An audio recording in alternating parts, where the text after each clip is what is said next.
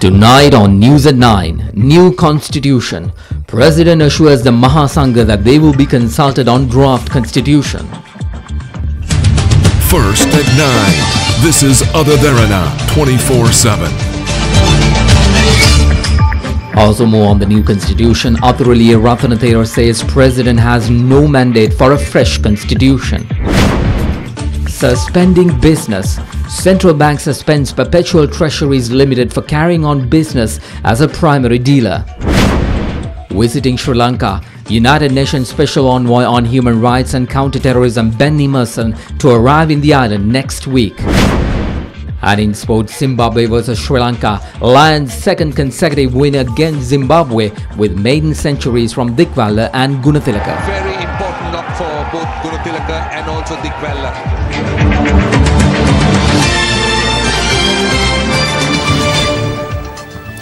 Good evening everyone, Mahesh Johnny for Other Derana 24/7. Tonight we begin with the very latest with regard to the new proposed constitution. Member of the Supreme Council of Sri Lanka Ramanya sector, Venerable Dr. Omalpe Sobithathera says President Maithripala Sirisena assured that the Mahasangha will be consulted when preparing a draft of the proposed constitution. The President has made these assurances during a meeting with the Mahasangha headed by the Chief Prelates. The meeting between chief prelates of the three Buddhist sectors and President Maithripala Sirisena was held at the President's house in Kandy today. The Mahasangha, including Chief Prelate of Malwatta chapter of the Siam sector Most Venerable Tibbatuave Sri Sumangala Thera, Chief Prelate of Askiri chapter Most Venerable Varakagoda Sri Nanaratana Thera, and Chief Prelate of Ramani sector Most Venerable Napana Pemasiri Thera were present at the meeting. Member of the Supreme Council of Sri Lanka Ramani sector, Venerable Dr. Omalpe Sobithathera addressed media following the meeting, which lasted at least 2 hours. Doubt and fear has arisen in the country and peace is disrupted. President clearly responded to these concerns. He said that no definite decision has been taken with regard to the proposed constitution. He informed us that there is no draft bill yet, adding that once a bill is drafted, he would seek advice of the Mahasangha.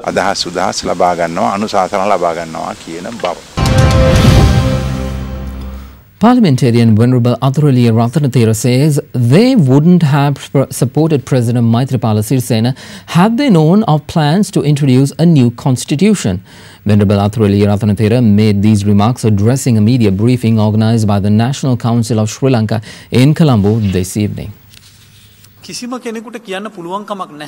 Nobody can exert pressure on the President, claiming that he received a mandate for a complete constitutional overhaul. If such is to be done, a referendum is required. TNA parliamentarian Sumanthiran also said that the President should respect the mandate vested on him by the public. The likes of parliamentarian Sumanthiran and others never agreed to a total constitutional overhaul. This is his policy document.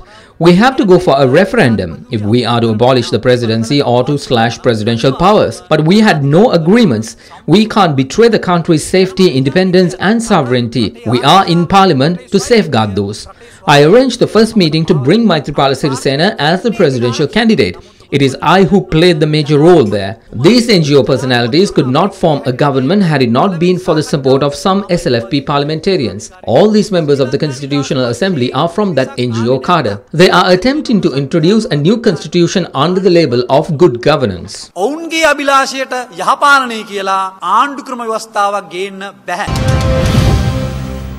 Let's take you to the Parliament now. Leader of the House, Lakshman Kiriyala, emphasises that the debate pertaining to International Convention for Protection of All Persons from Enforced Disappearance Bill was not removed from the parliamentary agenda. Addressing Parliament today, he went on to explain that there is misunderstanding in the society regarding the matter. Today's Lankadipa reports that the Parliament was informed yesterday that an International Convention for Protection of All Persons from Enforced Disappearance Bill will not be taken up for debate. All I said yesterday was that the bill will not be taken up during yesterday's session. It is in the agenda and will be taken up soon. We agree with the Leader of the House when he said the bill was not removed from the agenda and that it will be taken up for debate on another day. It's a very important bill. There is doubt among the Tamil community as to why the debate pertaining to the bill was postponed. They were concerned whether it was because the chief prelates were against it. It cannot happen that way. If that was to be the case, then this parliament is not needed. Instead, a few can gather and introduce laws and regulations for the country. There can't be a higher assembly in the country than the parliament. We feel that a backward step has been taken. Instead, a new constitution must be established. People will not be allowed to be misled by miscreants. So the leaders of the country who have taken these bold steps must continue to convince the people that this is a good thing for future generations. And if we go towards that objective of a constitution that is acceptable to all the peoples of this country, I'm sure all the peoples of this country will readily say aye. President Maithripala Sirisena emphasizes that the government will not allow a dictatorial rule to be established in the country. He made these remarks at an event held in Galgamuwa today. One of the main reasons for the issues behind Umaoye Multipurpose Development Project is not selecting a suitable company to undertake the project. When they sought approval from the then Secretary of the Department of Irrigation, ADS Gunawardena, he refused to do so and resigned. But then they got the signature from another person who said yes to everything and got the loan from Iran. The German specialist who did his research on the project clearly said not using standard machinery to dig the tunnel had led to this disaster. The 7th of January in 2015 was not a working day for any government institution. All government officials were busy with the presidential election, and on that day they had issued a check worth millions for the Ging River project. Details of people who have kept money allocated for that project will be revealed soon. Some are trying to come back to power and re-establish the dictatorial system by talking about a beautiful world. Some are attempting to bring back the military government that was there, and we won't let that happen. නැවත මේ රටේ military ආණ්ඩුවක් සඳහා තමයි සමහර අය සූදානම් වෙන්නේ. අපි ඒකට ඉඩ තියන්නේ නැහැ. Minister of Law and Order and Southern Development Sagala Rathnayaka states that he has fulfilled his responsibilities so far. He expressed these views convening a media briefing at the Temple Trees today. I am a person who respects the law. I do not like to break the law. I expect such a service from other institutions as well. I do not interfere in them. There was a discussion in the cabinet that there should be a mechanism to follow up on these institutions. We will implement a program for that. President of the Global Sri Lanka Forum, retired Rear Admiral Sarath Weerasekara, today elaborated on the petition he submitted to the President of the UNHCR, Joaquin Alexander Maza-Mattel, during its 35th regular session last month.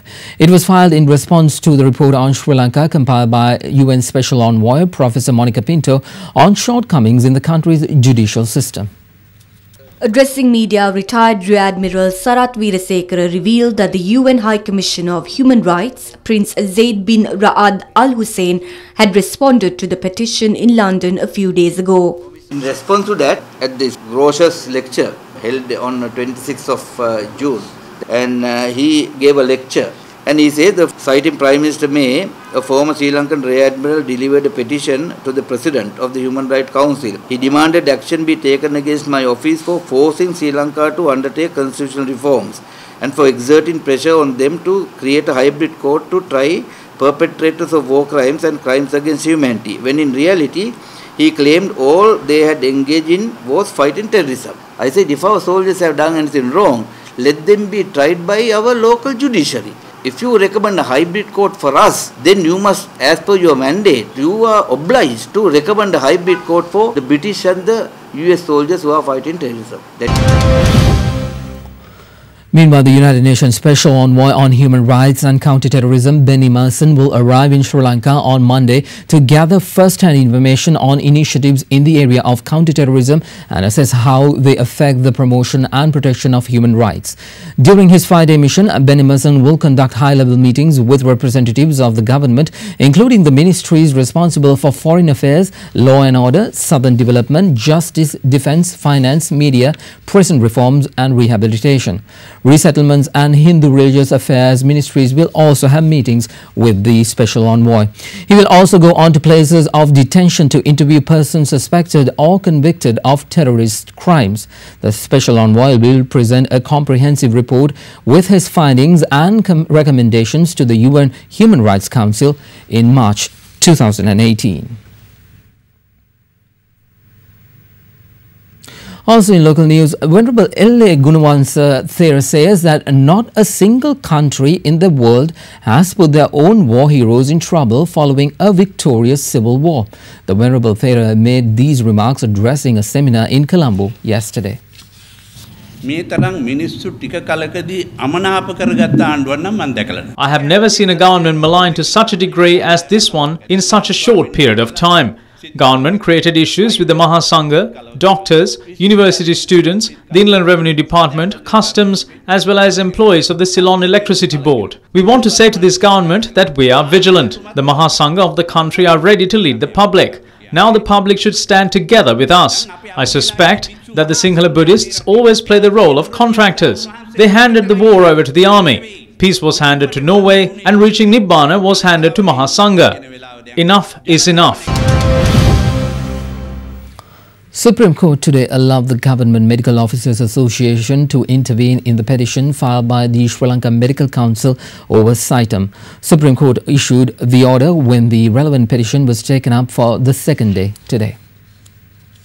The petition filed by the Sri Lanka Medical Council challenging the verdict of the Court of Appeal regarding the registration of medical graduates from Saitam was taken up by a 3-member Supreme Court judge bench today. When the petition was taken up yesterday, the GMOA requested that court permit them to testify in the case. When the case was taken up today, the court decided to let the GMOA to testify as an interim party. The petition will be taken up again on 3rd and 4th of August.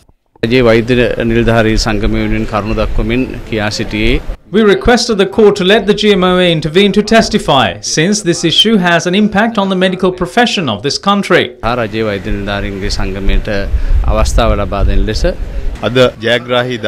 Today is a victorious day for the patients of the country. The GMOA was not allowed to voice opinion on any court issue regarding Saitam. We noticed the attorneys representing the Ministry of Health and Education opposing the intervention of the GMOA in this issue. Following the GMOA's explanation to the court, we hope this issue will be positively resolved.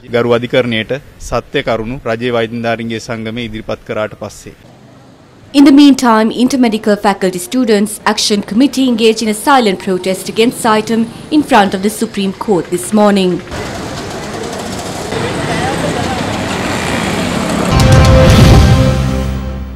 Now here's a look at other stories making news across Sri Lanka.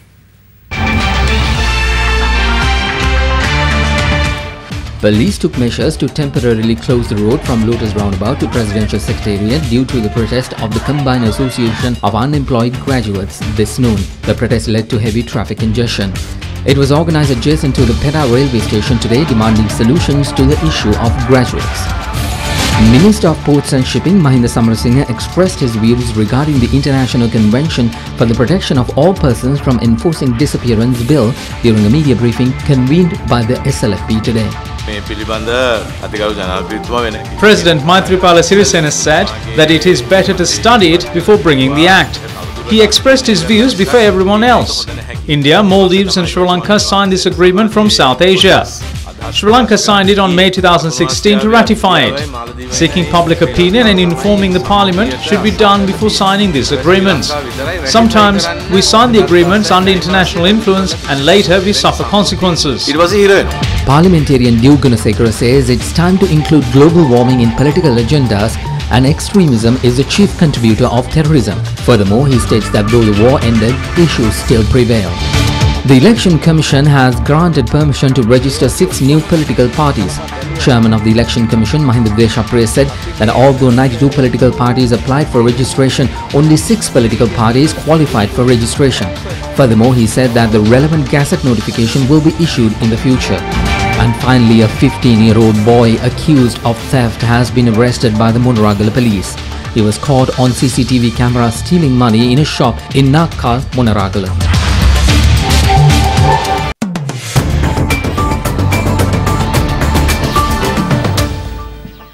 Making business headlines, the Monetary Board of the Central Bank of Sri Lanka has decided to suspend Perpetual Treasuries Limited from carrying on business and other activities as a primary dealer. Issuing a communique, the central bank notified the public that the suspension will be effective for a period of 6 months.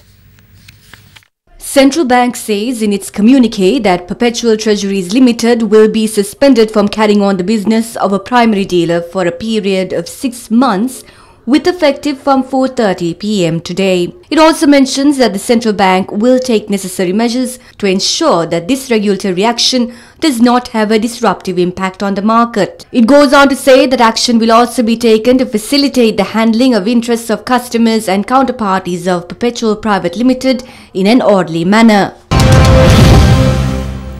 Minister of Plantation Industries Navin Dissanayake emphasizes the need to change archaic and outdated regulations if the plantation industry is to move forward.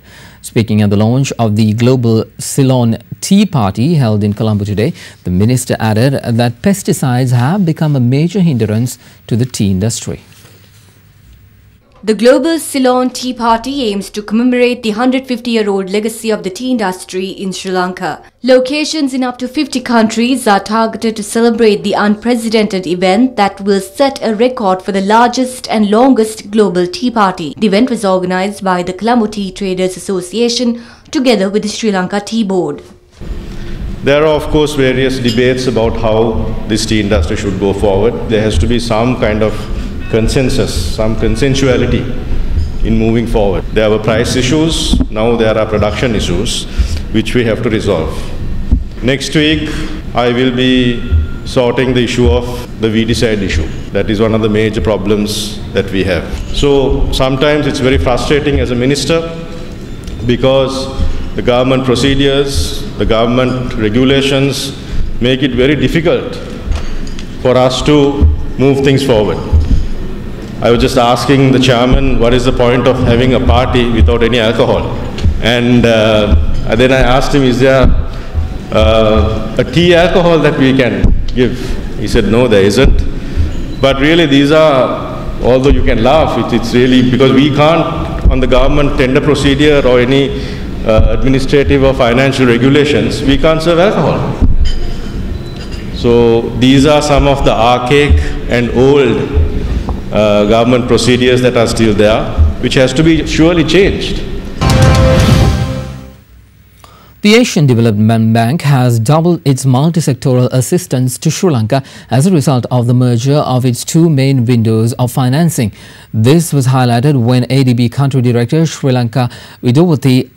Sri Vidowati called on Finance Minister Mangala Samaravira to brief him on the assistance extended by the Asian Development Bank for activities in Sri Lanka. Accordingly, around 800 to 1,000 million US will be mobilized annually from this year. Currently, the Asian Development Bank provides around 400 to 500 million US.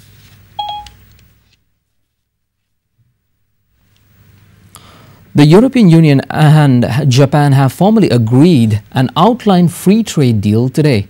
The outline plan was signed in Brussels after a meeting between Japanese Prime Minister Shinzo Abe and European Commission President Jean-Claude Juncker on the eve of a meeting of the G20 group of leading economies in Hamburg.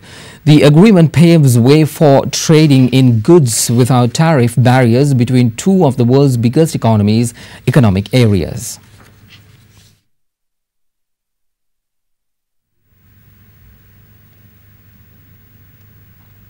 Let's take you to the stock market now. Colombo equities closed flat during today's session with the ASPI ending 4.58 index points up and S&P SL 20 index losing 1.67 index points. Market turnover was 536 million rupees. Foreign investors were net buyers of 58 million rupees. We have the daily market update with Imeshi Fernando from the Colombo Stock Exchange. Top 5 gainers of the day were Singha Hospitals, Dolphin Hotels, Allianz Finance, Bansai Resorts and Taravakale Tea Estates. While the top 5 losers were Lucky Lanka Non-Voting, Multi-Finance, Chemenex, Swarnamahal Financial Services and Royal Palms Beach Hotel.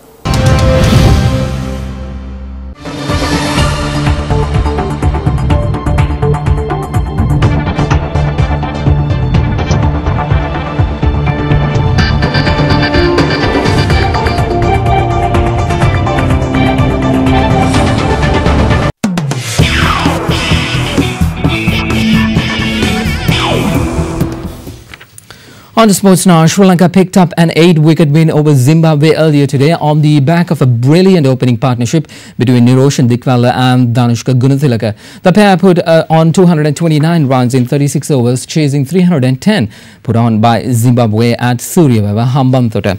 Meanwhile, 20% fine has been imposed by the ICC on Angelo Matthews as the captain and a 10% fine on the other players for the slow over rate today.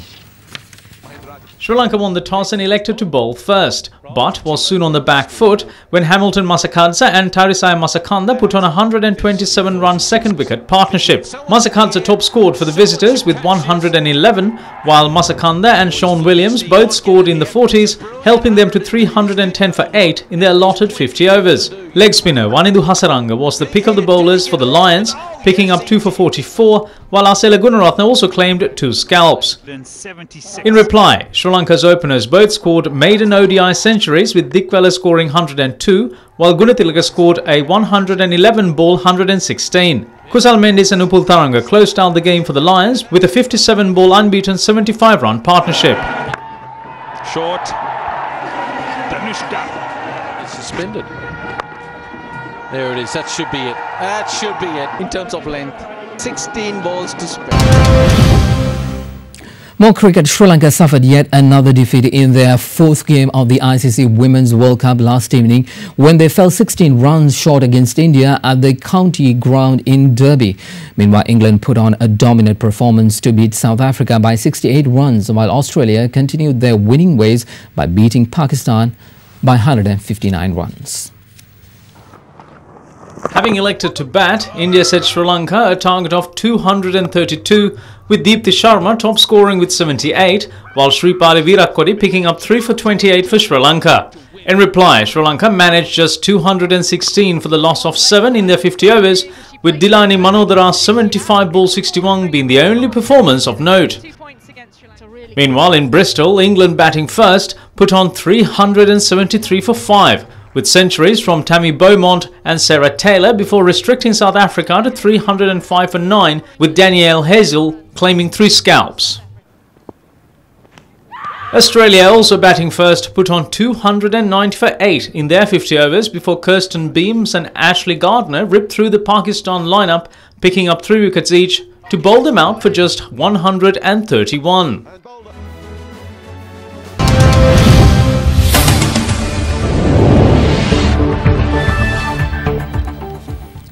Let's move on to international news now. US President Donald Trump has challenged the US intelligence verdict on foreign interference in last year's presidential election, saying that while he accepts apparent Russian involvement, it may not have been the only country. A day before he meets Vladimir Putin in Germany, the US president said in remarks in Poland that he believed other foreign powers had also meddled in the November 2016 election, but did not say which. Take a listen as to what he had to say when a reporter asked that question. A two-part question, if I may. Will you once and for all, yes or no, definitively say that Russia interfered in the 2016 election? Well, I think it was Russia, and I think it could have been other people in other countries.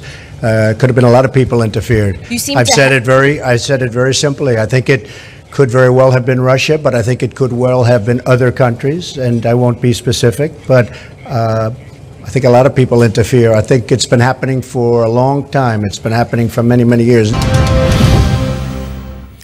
U.S. Ambassador to the UN affirms that they are prepared to use military force should the need arises in response to North Korea's most recent missile test. Speaking at a UN Security Council meeting, US Ambassador to the UN Nikki Haley stated that North Korea's actions were quickly closing off the possibility of a diplomatic solution, and the United States was prepared to defend itself and its allies. She added the United States would propose new UN sanctions on North Korea in the coming days. She also warned that Washington was prepared to cut off trade with countries violating UN resolutions by trading with North Korea. Meanwhile, Russia says military force should not be considered against North Korea and also called for a halt to the deployment of a US missile defense system in South Korea. China went on to label North Korea's latest missile launch a flagrant violation of UN resolutions and called it unacceptable.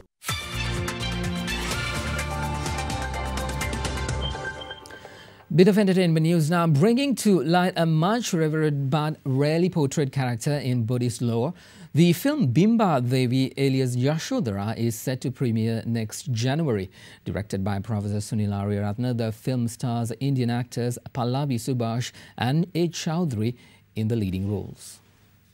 The film chronicling the life of Princess Yashodhara, wife of Prince Siddhartha, is the first to depict her in a lead role. There are hundreds of films on Prince Siddhartha and Lord Buddha from the Eastern as well as Western cinema. There have been no films, however, on Princess Yashodhara. Thus, this film is a pioneering cinematic work.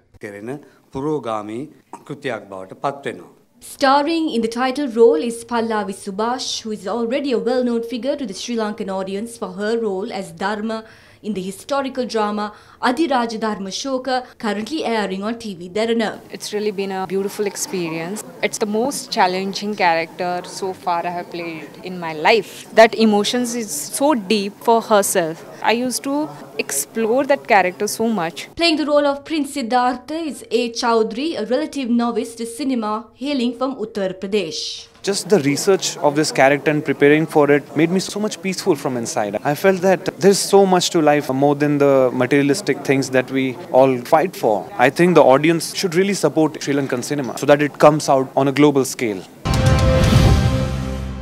Let's now cross over to the weather center where our Derana's Katharina Chang is standing by with tomorrow's forecast.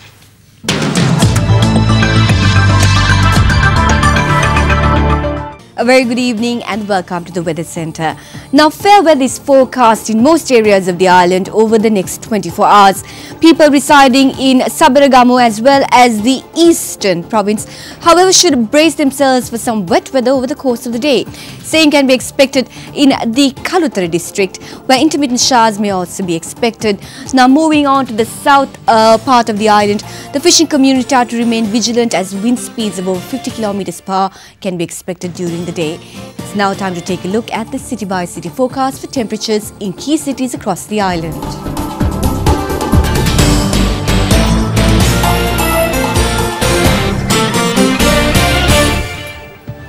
And that is a part of your world tonight right here on Other Derana 24/7. Thank you very much for joining us. I'm Mahesh Johnny. And before we go, we'd like to leave you with visuals of the Yala National Park. This wildlife haven is located in the southeast of the island and is home to a large variety of animals, including elephants, leopards, bears, and a diverse collection of birds. Thank you very much for joining us. Good night.